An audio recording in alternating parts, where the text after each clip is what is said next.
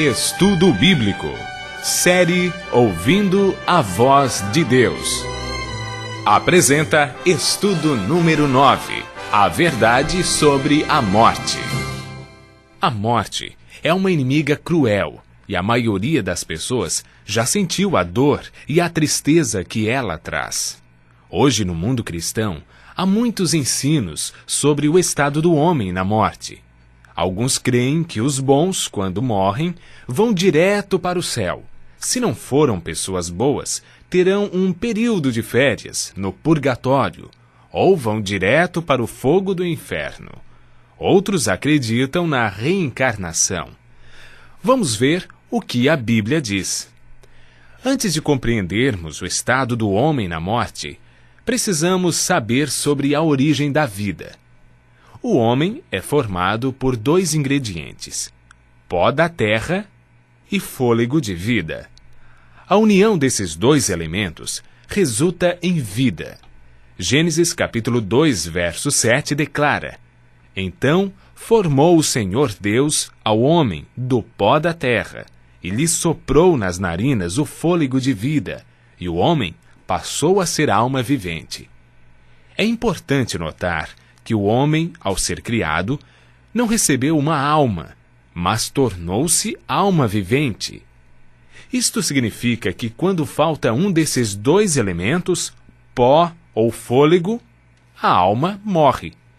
Ezequiel afirma claramente em seu livro, no capítulo 18, verso 4, o seguinte: A alma que pecar, essa morrerá. O ensino da imortalidade da alma não tem fundamento bíblico. Segundo Timóteo, capítulo 6, verso 16, afirma que somente Deus possui imortalidade e habita em luz inacessível, a quem homem algum jamais viu e nem é capaz de ver. Gênesis 3, verso 19, afirma: Porque tu és pó, e ao pó tornarás. Eclesiastes 12, verso 7, diz que por ocasião da morte, o pó volte à terra como era, e o espírito volta para Deus que o deu. O espírito que ele deu na criação foi o fôlego de vida. A palavra espírito, que vem do hebraico ruach e do grego nefesh, é empregada 1.700 vezes na Bíblia, sendo algumas vezes traduzida por fôlego e outras por espírito, podendo ser usadas alternadamente. Portanto, espírito na Bíblia nunca se refere a uma entidade consciente, desencarnada. Pelo contrário, Davi afirma: os mortos não louvam ao Senhor, nem os que descem ao silêncio. Salmos 115, 17.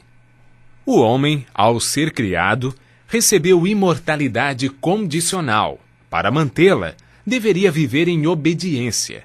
Gênesis capítulo 2, versos 16 e 17 diz: E o Senhor Deus lhe deu esta ordem: De toda árvore do jardim comerás livremente, mas da árvore do conhecimento do bem e do mal não comerás, porque no dia em que dela comeres, certamente morrerás. Deus declarou claramente: morrerás. Foi Satanás, através da serpente, quem declarou: é certo que não morrereis. Essa foi a maior mentira do universo que se mantém até os dias de hoje. Adão e Eva conheciam apenas um mundo cheio de vida, e a morte era um mistério. Eva desobedeceu a Deus, comeu do fruto proibido e o deu a Adão. Como resultado, o que Deus disse se cumpriu. A morte, a dor e o sofrimento passaram a existir. Após o pecado, herdamos uma natureza egoísta, que não tem prazer em estar na presença de Deus. O que a Bíblia ensina sobre o estado do homem na morte? Lemos em Eclesiastes 9, versos 5 e 6.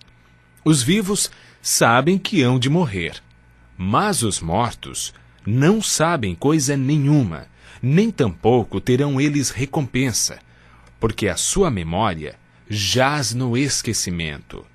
Amor, ódio e inveja para eles já pereceram, para sempre não têm eles parte em coisa alguma do que se faz debaixo do sol. A Bíblia diz que os mortos não sabem coisa alguma, portanto, não podem comunicar-se com os seres vivos, nem os vivos com eles. A pessoa, quando morre, permanece na sepultura, em um estado de inconsciência. Jesus considerou a morte como um sono. Antes de ressuscitar a Lázaro, afirmou: nosso amigo Lázaro adormeceu, mas vou despertá-lo. Jesus apresenta a solução para a morte em João capítulo 5, versos 28 e 29.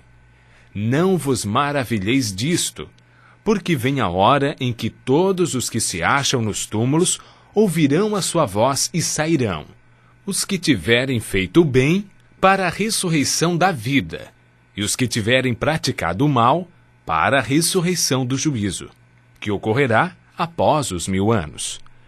O que receberão aqueles que participarem da primeira ressurreição, a ressurreição da vida?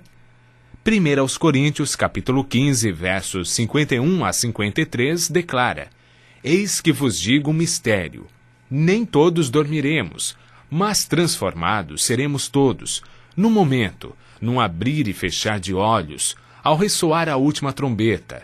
A trombeta soará, os mortos ressuscitarão incorruptíveis, e nós seremos transformados, porque é necessário que esse corpo corruptível se revista da incorruptibilidade, e que o corpo mortal se revista da imortalidade. Desde que o homem pecou, perdeu a imortalidade. Mas, por ocasião da segunda vinda de Cristo, os que o aceitaram como seu Salvador receberão a dádiva da imortalidade conquistada por Jesus na cruz. João afirma, e o testemunho é esse, que Deus nos deu a vida eterna, e esta vida está no seu Filho. Aquele que tem o Filho tem a vida.